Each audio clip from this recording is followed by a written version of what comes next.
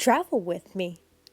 Hey fellow humans, Mina here. Welcome back to another, I almost said driving talk, but actually, we're obviously not driving. So welcome back to another video. It's Pride Month, and just so you know, I am wearing another YouTuber's merch because it's got a rainbow on it, and I like the message. I don't know how well you can see it. It says, "Go easy on yourself." It's pretty and I like it, and this isn't mine. Just letting you know, it's Philip DeFranco's if you want to check them out. Not that you can get this specific one anymore, but anyway, that's beside the point. It's Pride Month, and I want to share the best books I've read this year for Pride. The gay ones, obviously, because, you know, I've read a lot of books this year, and we're just going to go with the Pride ones. And sorry in advance if I end up like starting to sweat, because it's murder heat season now in Korea, and it's hot as balls. And I turned off my fan so that it's not like super noisy. So now it's extra hot as balls. Yay! I hate murder heat. But yeah, let's get into it. First off, we're going to talk about these two books because they go together. They're not necessarily like a romance, but like they're really good, and there's gay stuff in it, so we're counting it. I've had this book for years, and I just finally got a chance to read it now, and then this one just came out not too long ago actually, and so now I finally got to read it. We got The First to Die Again with its prequel, The First to Die at the End by Adam Silvera.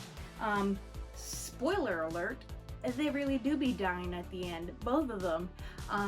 It's not a spoiler, it's literally in the title, but I won't be spoiling what happens in the story because it's the journey from start to finish that what matters. It was sad, but it was a very good life feel lesson stuff. This one almost made me bawl at work. I don't know why this one was sadder to me, but they were both sad, but like happy sad because they lived. I don't know, you're just gonna have to read it, and trust me that these little meet cutes they have in both books, because they're obviously different characters, I know they not necessarily fall in love, but they like get together really fast, but I mean, they're dying at the end. So you gotta rush things a little bit. And it was just really well written. I really like the characters. Essentially the whole plot, it's on the back of the book, so again, not really spoilers. There's in like this alternate timeline of now, I guess, there's this thing called Death Cast. They've managed to successfully predict when y'all are gonna die. So 24 hours before you're gonna die, they're like, hey, sometime between now and the next 24 hours, you're gonna die. Enjoy your life.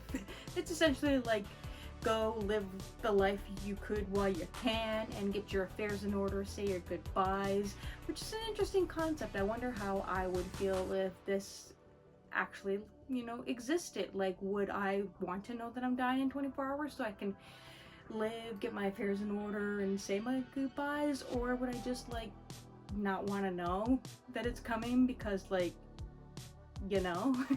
But yeah, it's a really interesting concept. The characters and their relationship it's cute, and I highly recommend it. So next one, staying with a little bit dark, we got some murderers, thrillers, silent mystery going on with Your Lonely Nights Are Over by Adam Sass. Yes. Also, this cover is gorgeous. This one's also not a romance, but obviously by the cover, but it's very gay.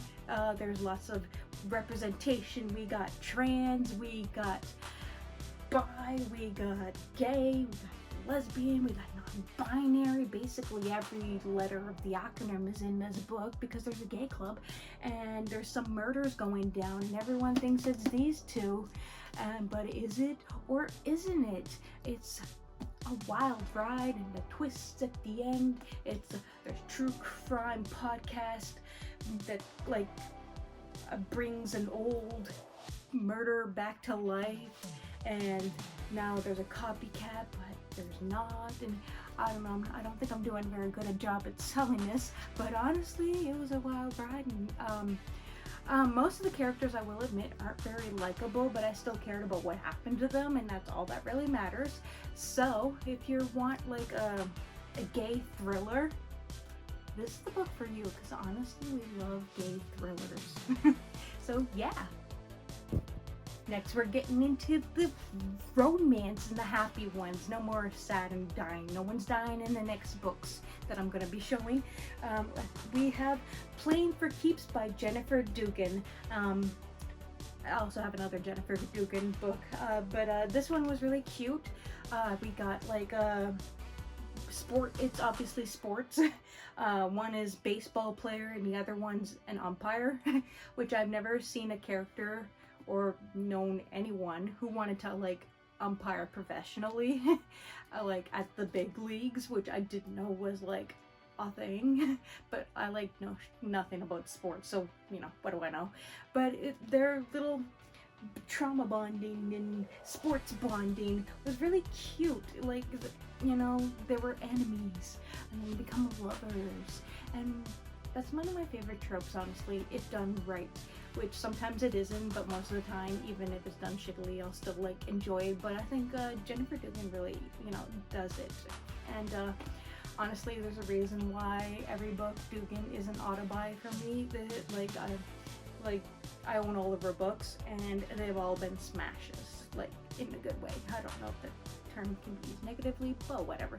Anyway, also, again, we love the cover, and this was a really feel-good read, and there was also some parts about grief in here, because I won't spoil what the grief is and all stuff, but there were some like sad parts, but like some of the stuff, I'm not going through any grief at the moment, but like for when Soren's unfortunate day happens, there were some things in here that made me have a fresh perspective, and I was like, hey, I kind of actually need to hear that.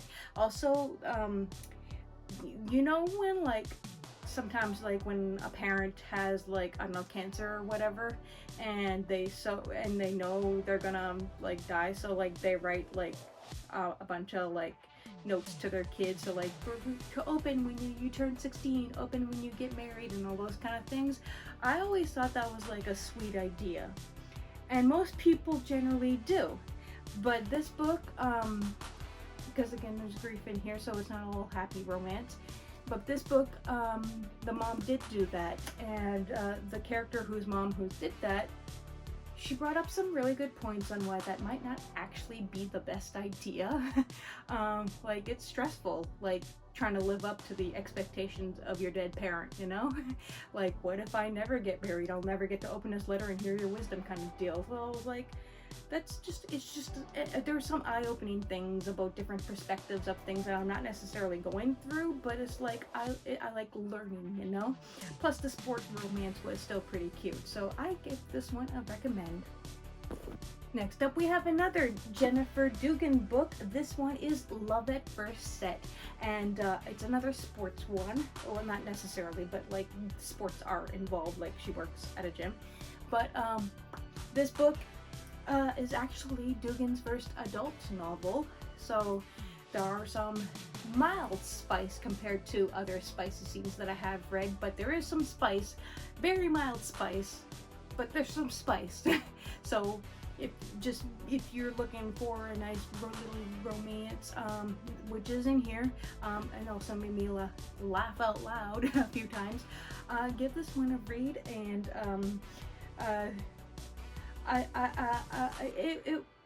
it's not my favorite Dugan book, I'll put it out there.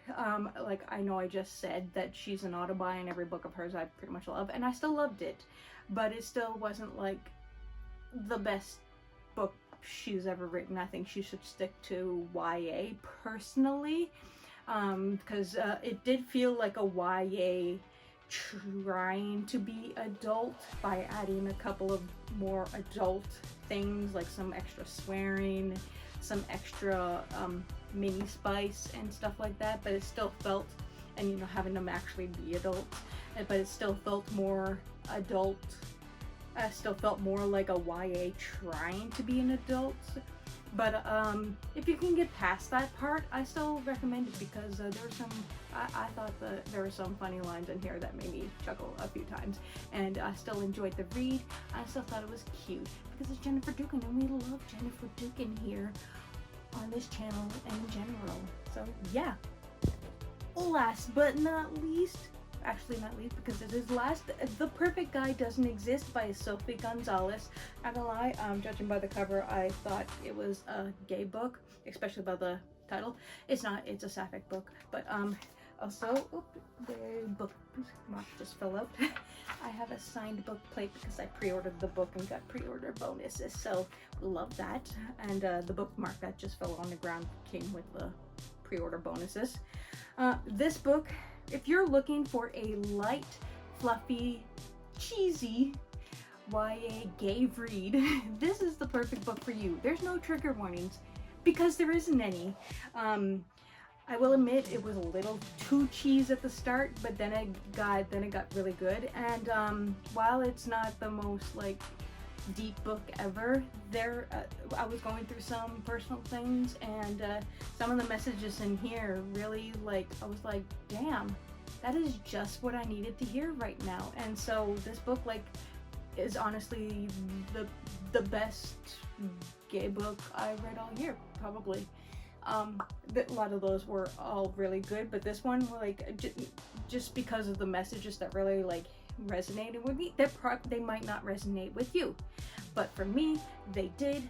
I loved that, and it was a great read. I enjoyed the story. I enjoyed that the stakes weren't, like, super deep, or that there was no, like, I don't know, dead parents, or they're gonna die at the end.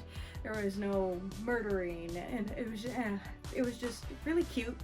Like I said, it's really cheesy, especially with the fanfic writing. If you read the book, you'll know what I mean. But, like, honestly, with all the dark reads and some of the climaxes of the books having, like, some darker implications, like everyone's, like, super down and depressed because of, I don't know, a breakup or something, having this light, fluffy read was, like, a great palate cleanser.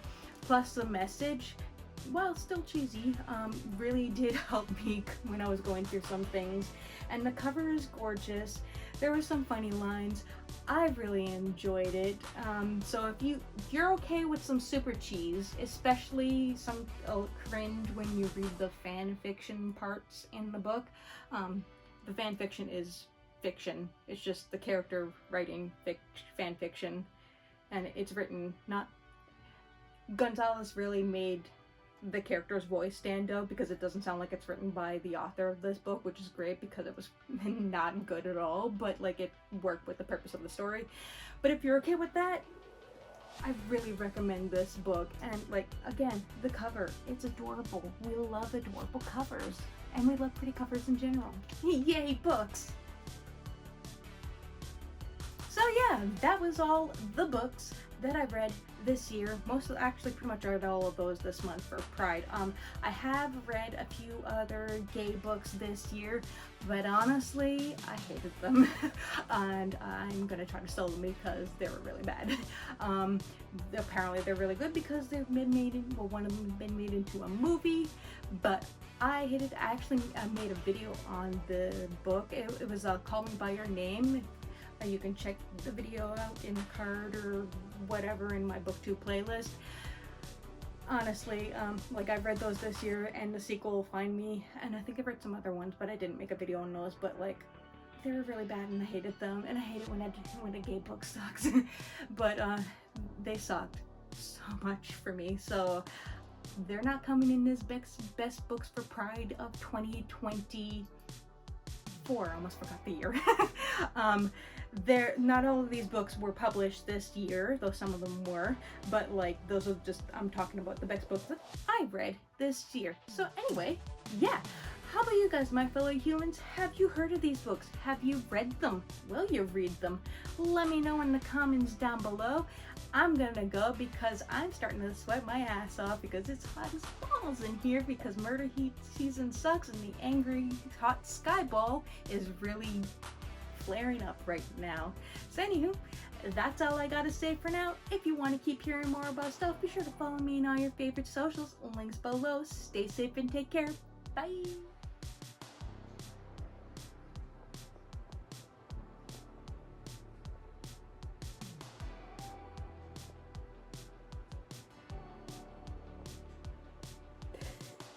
Hi.